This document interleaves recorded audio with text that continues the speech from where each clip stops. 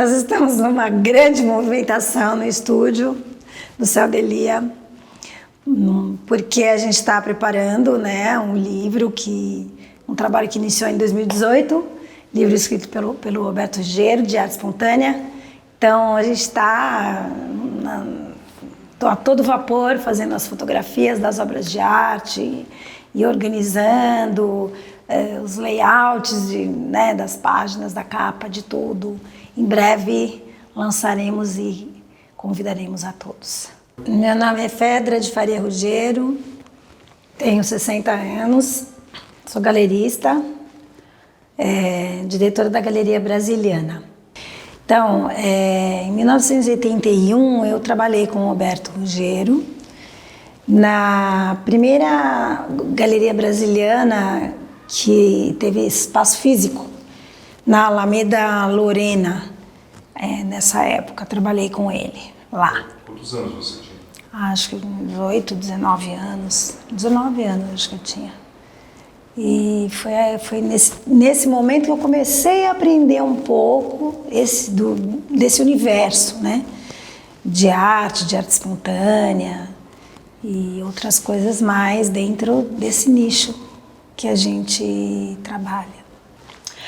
Eu trabalhei com ele 1 ano, aí depois eu fui para o interior de São Paulo. Eu sou joalheira artesã também, então eu passei muitos anos trabalhando só com a joalheria artesanal. Eu tinha meu ateliê montado no interior, aí depois eu voltei para São Paulo, anos depois, na virada do século. No começo de 2000 eu vim para São Paulo e aí comecei a trabalhar com ele mais diretamente, assim, e continuei trabalhando até hoje, né? Até ele falecer. Aprendi muita coisa com o Roberto, aprendi a identificar o que é bom na arte espontânea brasileira, diferenciar o que é artesanato, do que é artesanato artístico, né, do comum para o artesanato artístico, o que é escultura dentro da arte espontânea e o que é artesanato, porque às vezes isso se confunde, as pessoas confundem muito quando vê uma escultura de arte espontânea, né, o que as pessoas chamam de arte popular. Elas confundem o que é uma escultura e do que é um artesanato, mas tem uma diferença. Eu aprendi a identificar isso com ele. Conheci muitos artistas pessoalmente e continuo esse trabalho, né, com esse nicho da arte espontânea. E em 2018 eu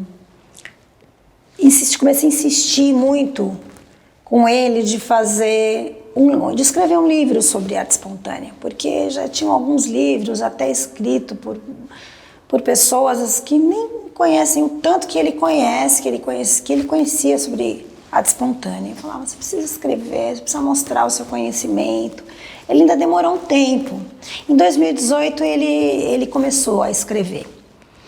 Aí começou a fazer os primeiros textos, nós começamos a escolher os artistas, né, que iam entrar no livro, começamos a escolher as imagens, e então desde 2018 nós começamos esse trabalho, né, montamos uma equipe de um projeto cultural mesmo para aprovação de lei de incentivo e tudo, fomos atrás de captação de recurso para poder fazer o livro. Então, desde 2018 é que a gente vem trabalhando nessa empreitada, né, do livro de pintura espontânea brasileira. Aconteceu que em 2020 o livro foi aprovado pelo PROMAC, Lei de Incentivo à Cultura da cidade de São Paulo. Nós conseguimos o patrocinador e estava tudo assim preparado para inscrever o livro no PROMAC, só que o Ruggiero ficou doente. Ele ficou doente e foi para o hospital, eu cuidei dele no hospital. Eu estava indo no banco para abrir a conta, porque já ia começar a receber o aporte para fazer o livro. E aconteceu que no dia que eu fui no banco, o banco estava fechado porque teve um problema de Covid no banco. Era bem início da pandemia. Eles fecharam o banco para fazer uma dedetização, uma coisa assim lá. E eu não consegui abrir a conta naquele momento. E uma semana depois, meu pai faleceu, né? O Roberto faleceu. Então, eu não pude abrir a conta e eu perdi a proponência, que era a proponência, era naquele momento, eu perdi a proponência. E o CPF dele ficou bloqueado, então eu não consegui abrir, não consegui fazer o projeto daquela maneira, né? Naquelas condições, naqueles termos que estavam aprovado no PROMAC. Então eu tive que reapresentar o projeto no ano seguinte, mas aí era a pandemia, auge da pandemia, o PROMAC não aprovou diversos projetos, o nosso foi um dos que não entrou para aprovação e nem sei se entrou algum naqueles anos, né, em 2 anos. Então, quando foi em 2023, agora, no início desse ano, nós fomos um dos primeiros a ser aprovados, né? Já com a minha proponência e no formato que está póstumo, né? Um livro póstumo, como está agora. Então, em 2023, a gente começou a trabalhar, no início já desse ano, a gente começou a trabalhar para ir atrás, né, dos artistas, das famílias dos artistas, e assim, continua atrás de algumas famílias de alguns artistas que já faleceram, são muitos artistas do livro que já faleceram, então a gente está atrás, né, de conseguir tudo que é necessário para esse livro acontecer. Esse livro, a gente tem a grata satisfação e alegria de ter como patrocinador a Ingeform, e os donos da Ingeform são pessoas que sempre prestigiaram o trabalho da Galeria Brasiliana, tinham assim um apreço pelo Roberto Ruggiero. De vez em quando vinham aqui na galeria tomar chazinho, conversar, e partiu inclusive deles, né, também essa ideia também de poder patrocinar o livro. E então nós somos bem gratos, assim, e bem felizes de ter eles como nossos parceiros, né? Patrocinadores e parceiros, assim, uma coisa bem boa mesmo. Esse livro se chama Mestres da Pintura Espontânea, nome dado pelo meu pai, né, pelo Roberto Ruggiero. E esse livro contempla 42, ou agora não estou bem lembrada, 43 artistas plásticos da pintura. É um livro só sobre pintura. E pelo que a gente pesquisou e sabe, assim, que não existem assim livros que contemplem tantos artistas espontâneos num livro só de pintura, porque tem muito livro sobre arte espontânea do artesanato artístico, da escultura, mas da pintura não. Então, acredito que seja o primeiro que tenha tantos artistas assim, dessa área, desse nicho. E a maioria deles, infelizmente, já faleceu. A escolha do Roberto para esses artistas, a maioria deles são artistas que nem são tão conhecidos, mas que são muito importantes. Ele escolheu a dedo os artistas para entrarem no livro. Tem alguns que já são agora bem famosos, que na década de 70, quando ele começou a trabalhar com arte espontânea brasileira, não eram conhecidos. Hoje alguns já são. Mas existem outros que ele colocou no livro que são artistas maravilhosos e que pouca gente conhece. Então ele escolheu esses artistas para que as pessoas possam conhecer a importância, a beleza do trabalho dessas pessoas, desses artistas. Infelizmente, alguns já morreram. Esse livro tem uma introdução falando de Toilette de Flora, depois tem vários textos relacionados às imagens das obras desses artistas. É um livro que tem os textos, a maioria, 90% dos textos são de Roberto Ruggiero. Tem alguns outros textos que não são dele, tem texto da Denise Mattar, tem texto de outras pessoas que a gente ainda está buscando. A direção de arte dessas imagens todas e a concepção do layout do livro é de Céu Delia. A gente está tendo um desafio grande assim, na busca da cor exata ou mais próxima da perfeição, assim, com a imagem real das fotografias. Então elas são tratadas ao mesmo tempo que são feitas as fotos, elas são tratadas numa máquina super especializada para que a cor saia na perfeição. Então é um trabalho simultâneo, assim que faz a foto já vai para o lado dessa máquina para poder verificar a cor e tudo mais. É um trabalho bem grande. A gente está há 3 dias fazendo esse trabalho das fotos.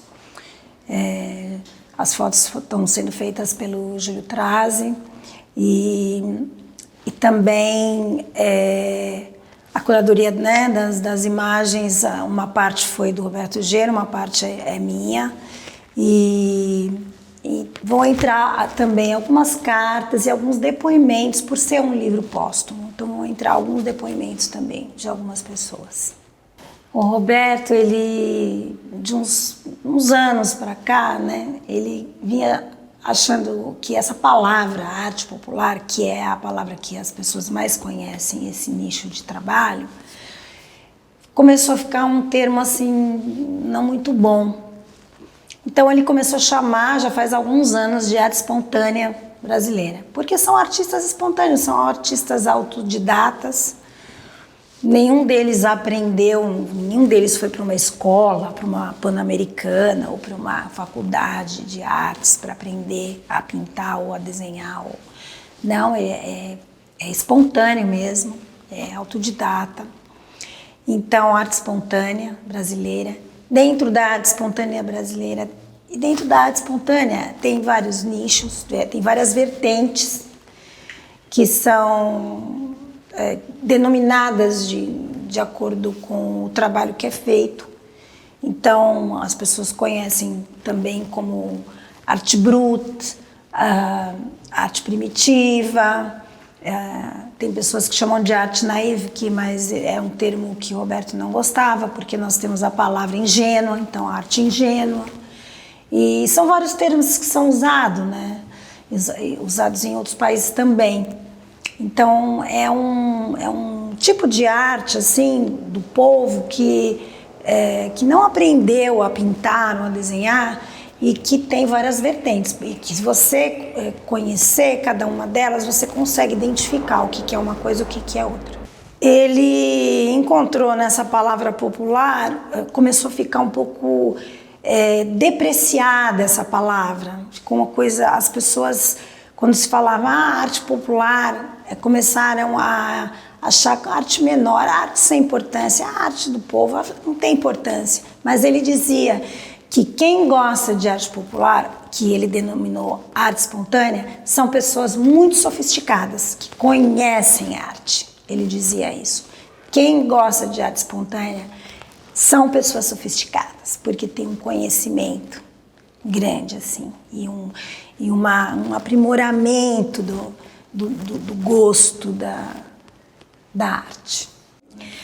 A minha história, né, de Fedra de Faria, porque meu nome é Fedra de Faria e eu sempre assinei Fedra de Faria, até tem um site com esse nome e nas minhas joias, né, Fedra de Faria, mas e agora eu assino Fedra de Faria Ruggiero, porque assim, meu pai biológico é o Guilherme de Faria, que é um artista plástico, quando eu era criança, porque eu fui adotada pelo Roberto Ruggiero, eu era um bebê.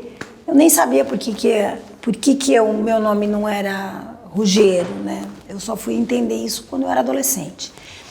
E, bom, passou-se muitos anos, meu pai pensou como que eu vou resolver essa questão e também, por incrível que pareça, próximo de quando a gente estava já fazendo o livro, ele entrou com um pedido de adoção, mas em São Paulo não tinha adoção de adulto, então foi uma coisa muito demorada, a gente precisou passar por psicólogo, eu e ele, assistente social, enfim, toda uma novela para poder se adotar um adulto.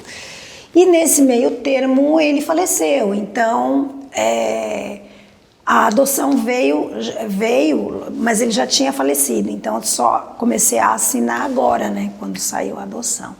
As pessoas às vezes me perguntam, né, o que você quer fazer agora que seu pai não está aqui, né, o que você quer fazer, o que você quer realizar? Eu quero realizar duas vontades do meu pai. Uma delas é esse livro que a gente começou. Para mim vai ser uma coisa muito importante, um presente muito grande, esse trabalho realizado, né? Porque aonde ele estiver, ele vai saber que está sendo feito, né? Que será realizado. Então, para mim é importante, assim, é muito importante fazer esse livro, né? Que a gente já está fazendo. E a outra é um outro projeto que ele tinha e que ele falava a respeito de um artista, né, do Ranchinho, que ele dizia, um dia vai formar filas em museu para ver o trabalho do Ranchinho. E isso também é uma coisa que eu vou realizar para ele.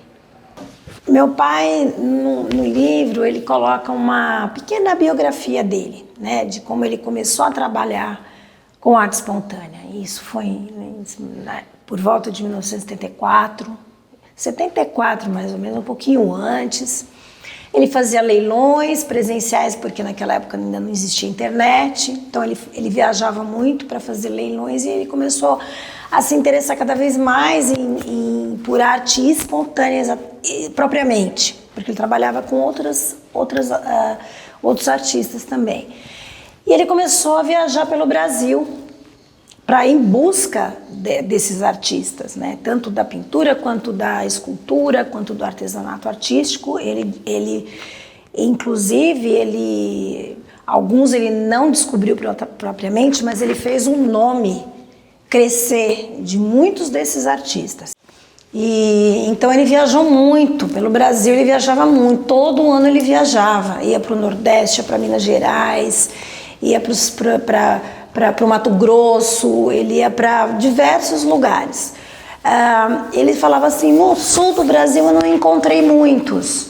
A maioria está no Norte, Nordeste e Minas Gerais, e também muitos no centro, né, do Brasil. O nicho de Cuiabá, que ele gostava muito, né, que lá tem muitos artistas importantes, alguns também já morreram, mas muitos hoje já são bem famosos, como Nilson Pimenta, como Adir Sodré, e ele foi muitas vezes para Cuiabá. E eu nunca tinha ido, e esse ano no ano de 2022 eu fui para Cuiabá, porque eu fiz uma exposição aqui de uma artista que também está no livro, que essa fui eu que incluí no livro, a Vitória Bazaia, porque ele sempre gostou muito da Vitória Bazaia, tem um texto muito bonito que ele escreve sobre o trabalho dela, sempre ele foi um grande incentivador do trabalho dela. E eu não a conhecia pessoalmente, só tinha falado com ela algumas vezes por telefone, comprei muitos trabalhos dela, porque eu gosto demais do trabalho dela, mas ele não tinha incluído porque ela trabalhava com desenho, ela trabalha com pigmentos de terra e ela era mais do desenho. Nesse livro não tem desenho, esse livro são pinturas. E de uns anos para cá a Vitória Bazaia está pintando em telas, então eu incluí a Vitória Bazaia nesse livro e eu tenho certeza que o meu pai ia gostar muito da inclusão dela nesse livro, porque é uma artista que ele gosta muito. Então eu fui para Cuiabá para conhecê-la e conhecer outros artistas de lá. Mas tem artistas no Rio de Janeiro, São Paulo? Tem artistas do Rio de Janeiro, tem artistas de São Paulo, de Minas Gerais, do Paraná, de Santa Catarina, de várias cidades do Nordeste e no Mato Grosso, na verdade do Brasil inteiro. E ele viajou para todos esses lugares e ele conheceu pessoalmente 90% desses artistas que estão incluídos no livro. Se não todos, pelo menos 90% ele conheceu e tinha muita amizade mesmo, amizade com muitos deles. E tem até, eu incluí 2 cartas de 2 desses artistas, porque é uma história, né? Tem carta de uma artista já falecida, que acho que de 1980 e pouco.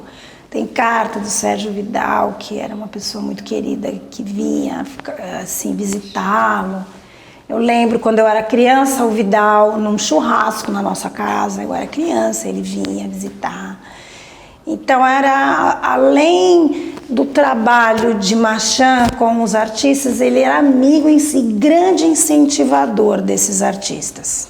Então, assim, trabalhar com meu pai, acho que trabalhar em família não é assim, uma coisa muito fácil, né? Porque tem uma mistura do pai com o parceiro, né, de trabalho. E eu aprendi muita coisa com ele, mas eu também sei que ele aprendeu algumas coisas comigo. Porque tinha algumas coisas, por exemplo, a parte assim de computador e de coisas, ele foi muito resistente para mexer no computador. Quando apareceu o computador, assim, ele foi muito resistente. Mas eu fiz ele aprender a teclar, né? Aprender a mexer no teclado do computador. Ele não queria trabalhar com celular de jeito nenhum. Eu fiz ele comprar um celular.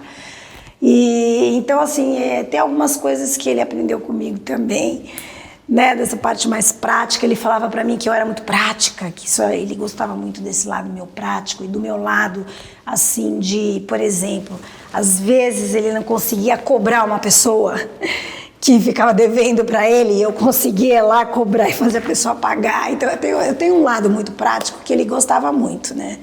E da organização também, assim, de fazer sempre a documentação de quando saiu uma obra e tudo mais, né? Porque ele nunca foi muito organizado com essas coisas. Mas eu aprendi tudo que eu sei de arte, eu aprendi com ele. Tudo que eu sei de arte espontânea, eu aprendi com ele. Esses artistas todos eu conheci através dele. E hoje o que eu falo, às vezes as pessoas, hoje em dia, né, depois que ele faleceu, as pessoas vêm aqui: nossa, que aula legal, que você deu uma aula pra gente. E eu penso assim: nossa, se tivessem conhecido meu pai, ele dava aulas, ele dava grandes aulas para as pessoas. As pessoas vinham aqui, ficavam horas aqui conversando, e ele falava de tudo, assim, dentro da arte, dentro desse nicho de arte. Ele conhecia muito, tinha um grande conhecimento. As pessoas saíam sempre encantadas aqui com ele. Quem o conheceu fala isso, porque é uma realidade. Esse livro é um livro que, assim, muitos desses artistas não são tão conhecidos, então nem tem muitos textos a respeito, e ele que escreveu esses textos. Tem alguns, como Chico da Silva, como Heitor dos Prazeres, que já tem, assim, muitos textos e livros publicados, então textos enormes de outras pessoas que escrevem, que conhecem e tal. Mas o que acontece é que o Roberto, ele escreveu a partir do conhecimento dele e da experiência dele em relação a esses artistas. Como muitos ele conheceu, então ele também coloca experiências dele. Então ele conta: quando eu estive em tal lugar. Então ele fala da vivência dele, né, com relação a esses artistas. Então ele conta isso também no livro. E esse livro, ele já sim está sendo esperado por colecionadores, por alguns galeristas, porque ele era um grande conhecedor de arte espontânea brasileira. As pessoas sabem que ele era uma referência. Muitas pessoas ligavam para ele e perguntavam: Ruggiero, você acha que esse trabalho é bom? Ele falava: é bom por isso, por aquilo, ou isso não é bom, isso... Ele sempre, ele aconselhava os colecionadores, e ele também incentivava os artistas e falava quando os artistas tinham que melhorar e aonde. Então muitos falam: o Ruggiero falava para mim. preciso ter um traço mais assim, mais assado para eu dar mais certo no meu trabalho, porque muitos desses artistas são pessoas semi-analfabetas, muitos deles. Então, meu pai ajudava nesse sentido de como o trabalho se aprimorar, ele dava muitos conselhos. E as pessoas sentem falta, alguns sentem falta desses conselhos. Um deles, Alex dos Santos, que está no livro. O Alex falou para mim, ai, que saudades do Roberto. Ele falava para mim, faz assim que você vai melhorar. Sinto falta dos conselhos dele. Ele falou isso para mim.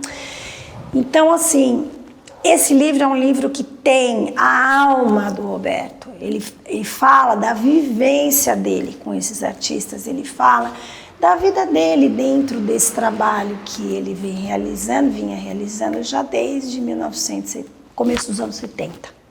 Né? No final do livro ele tem uma mini biografia que ele fala também um pouco mais de como que ele começou. Tem quadros muito antigos aí dessa época. E tem quadros que tem quadro no livro que é de 1901. Claro que não é um quadro que foi descoberto por ele, mas são artistas que ele considera importante, está no livro. Os artistas que ele colocou nesse livro são artistas, os primeiros que ele considerou. Assim, eu quero esses artistas nesse livro. Eu mencionei o caso da Vitória Bazaia, porque a Vitória era desenho, mas agora ela está pintando. Que se ela estivesse pintando na época antes dele falecer, com certeza ele colocaria a Vitória, porque ele gostava demais do trabalho da Vitória. Eu fiz uma exposição dela aqui esse ano, de 2023. Tinham 200 obras da Vitória Bazaia aqui na galeria, entre obras grandes e menores, e eu tenho certeza que ele ia ficar muito feliz com essa exposição que teve dela aqui.